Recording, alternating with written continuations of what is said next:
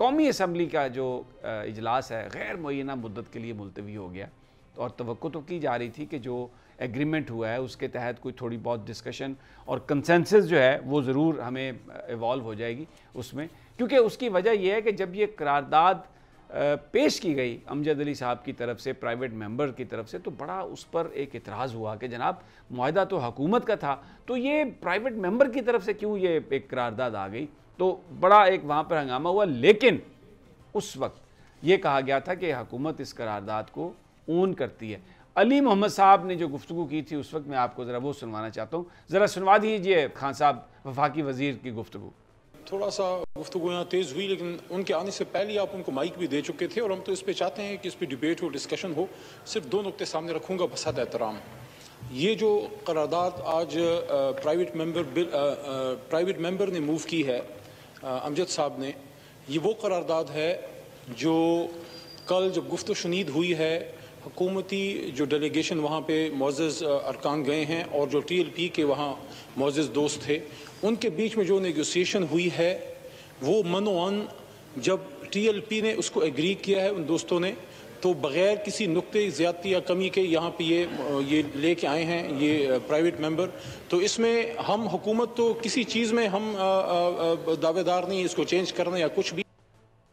उस वक्त ये मौक़िफ़ इख्तियार किया था हुकूमत ने कि क्योंकि ये एक एग्रीमेंट के तहत आई है और इसमें बिल्कुल वही अल्फाज हैं, इसमें हम कोई तब्दीली नहीं करेंगे, क्योंकि अपोजिशन ये कह रही थी कि करारदाद मुत्तफ़िका होनी चाहिए, हमसे कंसल्ट करना चाहिए था, और हम इसके साथ मिलकर एक करारदाद लेके आएंगे हुकूमत के, जिससे एक मैसेज जाए कि पूरा ईवान, पूरा पाकिस्तान कंसेंसस से ये बात कर रहा है। स्पीकर साहब ने जब इजलास ख़त्म किया था तो उस वक्त उन्होंने यही बात कही थी कि दोनों मिलकर इसमें वो कर लें और जिस तरह से वो करना चाहें, और फिर उसके बाद उन्होंने इजलास को एडजर्न किया था। उनकी ज़रा जो गुफ्तगू है जिस वक्त वो इजलास एडजर्न कर रहे थे वो भी आपको सुनवा देते हैं।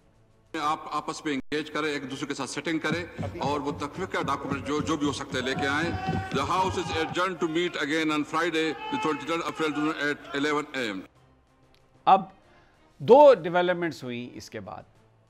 एक तो मैं पहले भी प्रोग्राम में जिक्र कर चुका हूँ कि परसों 2 प्रेस कॉन्फ्रेंसेस की गई। शेख रशीद साहब ने 2 प्रेस कॉन्फ्रेंसेस की, एक उन्होंने अकेले की और एक उसमें श्री मज़ारी साहबा और वफाकी वज़ीर इत्तलात उनके साथ थे। एक पाकिस्तानी मीडिया के लिए थी, एक इंटरनेशनल मीडिया के लिए। वहाँ पर उन्होंने ये कहा श्री मज़ारी साहबा ने कि जो भी करारदाद होगी वो अपनी जगह पर, लेकिन करारदाद पास अगर हो भी जाए तो फ्रेंच एम्बेसडर जो हैं उनको वापस भेजने का मामला हुकूमत तय करेगी, उनको नहीं भेजा जाएगा। ये उन्होंने उस प्रेस कॉन्फ्रेंस में जो गुफ्तगू जो थी उनकी इंटरनेशनल मीडिया, उससे उन्होंने ये बात कही। वहाँ पर शेख रशीद साहब और फवाद चौधरी साहब भी थे और इसी किस्म की गुफ्तगू मंसूब की गई उनसे भी। इससे थोड़ा सा लोगों को एक धचका लगा कि ये क्या बात हो रही है। फिर उसके बाद ये डेवलपमेंट हुई कि जो स्पीकर हैं उन्होंने ख़त लिखा जिसमें मुख्तलिफ़ पार्टी के जो सरबराहान हैं उनको ख़त लिखा कि एक कमेटी स्पेशल जो है बनाई जा रही है जिसमें अमजद अली साहब की करारदाद जो है वो डिस्कस की जाएगी। हालांकि उस दिन ये मामला हुआ था, उसी पर शोर शराबा हुआ था कि जी सिर्फ अमजद अली साहब की जो करारदाद है वो नहीं, तमाम हाउस के जो लोग हैं मिलकर उस पर वो बात करेंगे और एक मुत्तफ़िका करारदाद लाएंगे। ये जो गया लेटर स्पीकर साहब की तरफ से उसमें किसी कंसेंसस डेवलप करने की बात नहीं की गई, किसी कंसेंसस करारदाद की बात नहीं की गई। जो मंजूर हुआ उस दिन अली मोहम्मद खान साहब ने उसमें जो जिस वक्त शोर शराबा कर रही थी उसी को उन्होंने कहा, बुनियाद बनाया कि जी इसकी एक कमेटी बनानी है और ये जो रेजोल्यूशन है उनकी उस पर बातचीत की जाएगी। अब आज इजलास था कौमी असम्बली का, तवक्को ये थी कि नामूस रिसालत बिल भी उसके एजेंडे पर होगा, लेकिन एजेंडे से उसको गायब रखा गया। जो एजेंडा है कौमी असम्बली का आज, उस एजेंडे पर नामूस रिसालत बिल नहीं था।